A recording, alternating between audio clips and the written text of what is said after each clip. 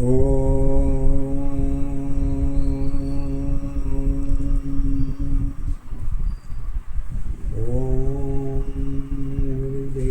महाराज की जय।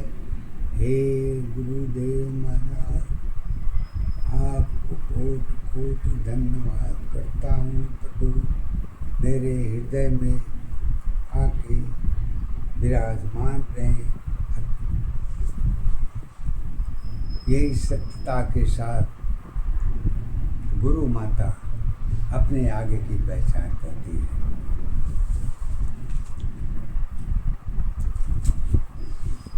आज प्रश्न का आधार गुरु माता जी से सत्य के आधार पर पूछा गया।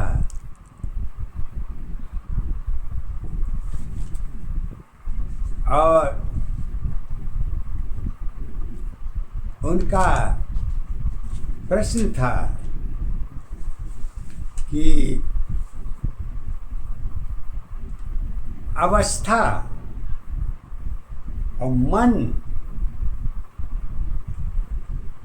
ये तीनों अवस्था, मन, साथ और समय, ये तीनों कहाँ तक देखी जाती है और किसके किसके साथ देखी जाती है। प्रश्न थोड़ा सा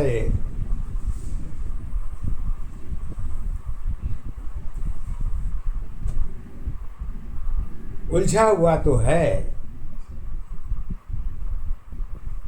लेकिन अगर इसको धर्म के आधार पर बताई जाए और सत्य के आधार पर, धर्म के आधार पर तो पूरा ग्रंथ ही भरा पड़ा है। खोजने की ज़रूरत नहीं है, समझने की ज़रूरत है, क्योंकि वो भी ग्रंथ अपने स्थान पर बिल्कुल सत्य है, गलत नहीं है। परंतु हमारी गुरु माता जी तो केवल सत्य गुरु श्वास के ऊपर तो स्वयं ईश्वर की भी पहचान को नहीं जानती हैं कि ईश्वर क्या है। वो गुरु को ही अपना सब आधार मानती हैं और गुरु ही शक्ति का आधार है। ऐसी में सारी शक्तियाँ एक दिशा पर देखी जाती है, चाहे ईश्वर के आधार पर देख लीजिए, चाहे बंटवारे के आधार पर देख लीजिए। जब बंटवारा का आधार होता है तो प्यारे सत्य है कि एक घर आपका होगा तो दूसरा मेरा भी होगा। अगुण की दशा भी दोनों बराबर होगी। तो अब इस दोनों को पहचान किसको बनाएंगे? पहचान क्या होगी? न माता का पता है न पिता का पता है, तो दोनों के जीवन में पहचान होगी क्या? तो गुरु माता जी अपने शब्द के आधार पर पहचान की दशा को एक रूप में कैसे दिखाती हैं? लीजिए, गुरु माता जी के पद के आधार पर पहचान देखिए। ना आपके माता जी हैं न पिताजी हैं, दोनों जने का अंत काल हो चुका है, तो पहचान किसकी कहाँ पर होगी? क्या घर में फोटो लटका देने से हो जाएगा क्या, या माला फूल चढ़ा देने से हो जाएगा क्या? मान लीजिए मैं उनका पुत्र हूँ, मैं वहीं तक हूँ, उसके बाद क्या होगा? बाद की दशा किसी को न मालूम है, न बात मालूम होनी चाहिए, इसलिए कि परिवर्तन दशा के अधीन में सब कुछ देखी जाती है। तो सत्य की दशा के आधार पर पहचान की दशा केवल एक ही आधार पर देखी जाती है।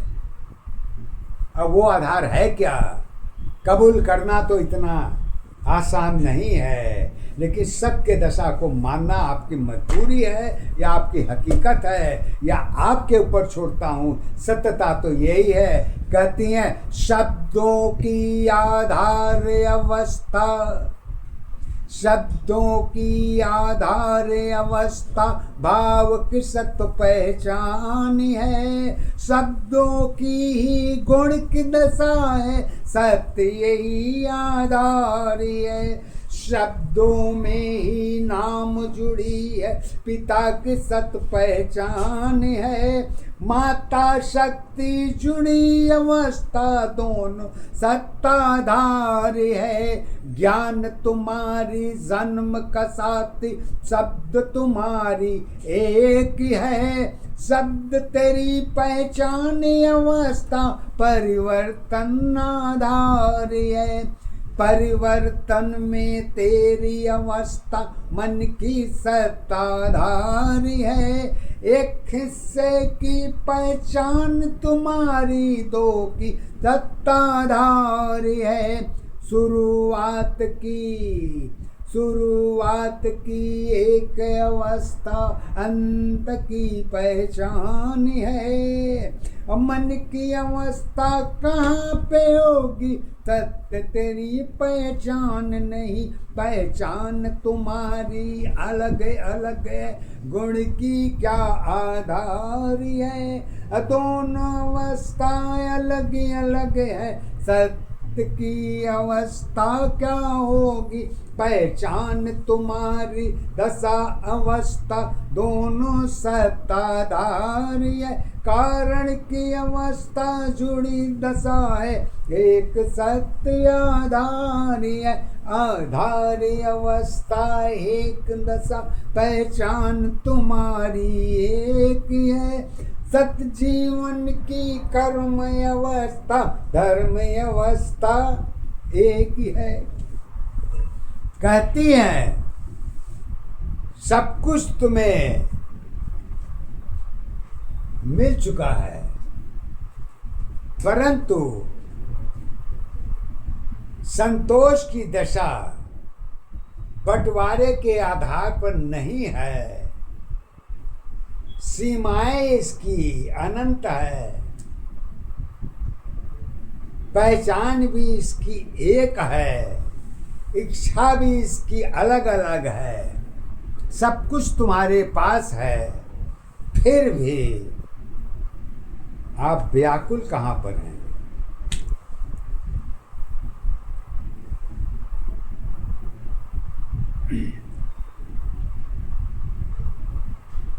जब गुरु माता जी कहती हैं सारे गुण के कारण का आधार तो जगत के पास एक ही है, दूसरा उसके पास कोई पहचान नहीं है। सहयोगी दशा में भी एक ही है, वेद मंत्र भी एक है, और उसके पास कुछ नहीं है। कृष्ण की जगत लोन के ऊपर है, सत्य के आधार पर नहीं है। क्योंकि सत्य तो देवलोक की पहचान है, और जगत की पहचान तो केवल एक ही दशा पर देखी जा सकती है। अब वो जगत की पहचान है भौतिक जगत की जुड़ी अवस्था, सुंदरता आधार बनी। भौतिक जगत की जुड़ी अवस्था, सुंदरता आधार बनी। असत की अवस्था कर्म दशा की, प्रकृति की सत्ताधार बनी। दोनों अवस्था जुड़ी दशा की, जीवन की आधार है। शक्ति ऊर्जा एक दशा की, दोनों की पहचान है। पहचान तुम्हारी एक दशा की, यही कर्म आधार है।